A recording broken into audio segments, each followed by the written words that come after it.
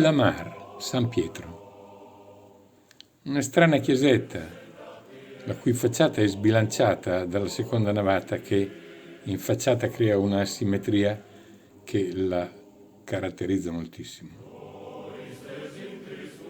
Senza notizie certe si ritiene però che la chiesa sia databile alla metà del XIII secolo.